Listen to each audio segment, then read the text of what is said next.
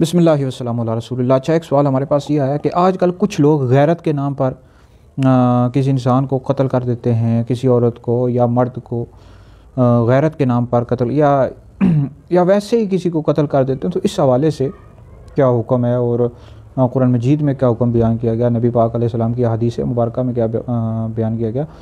تو اس حوالے سے یہ جناب، کسی بھی انسان کو نہ حق قتل کرنا، چاہے وہ مسلمان ہو یا غیر مسلم ہو، نہ حق قتل کرنا بہت بڑا کبیرہ گناہ ہے اور اس کی بہت ہی زیادہ سخت سزا بیان کی گئی ہے۔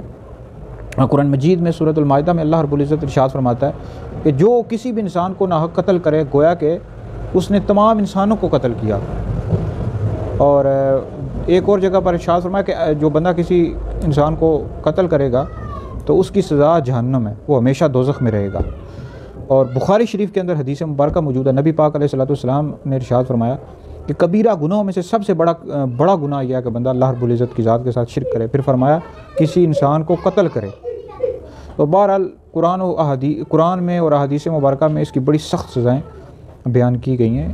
یہ آج کل بعض کا کوئی لڑکی بھاگ کر شادی کر لیتی ہے یا لڑکا، تو پھر اس کو ان دونوں کو قتل کر دیا جاتا ہے، لڑکی یا لڑکی قتل کر دیا جاتا ہے۔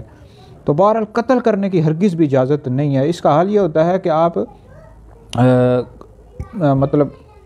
کوئی بے حیائی کر رہا ہے یا کچھ اور غلط کام کر رہا ہے تو آپ پولیس کے پاس چلے جائیں، عدالت میں چلے جائیں۔ یہ نہیں ہے کہ کسی کو قتل کر دیں، قتل کرنے کا آپ کو اختیار نہیں ہے۔ جو بندہ کسی کو ناحق قتل کرے گا، چاہے مسلمان قتل کرے یا کافر کو قتل کرے، ایسے بندے کی سزا یہ ہے کہ ہمیشہ دوزخ میں رہے گا۔ تو لہٰذا یہ بہت بڑا گناہ ہے جی، ہرگز بھی کسی کی جان لینے کی اجازت نہیں ہے۔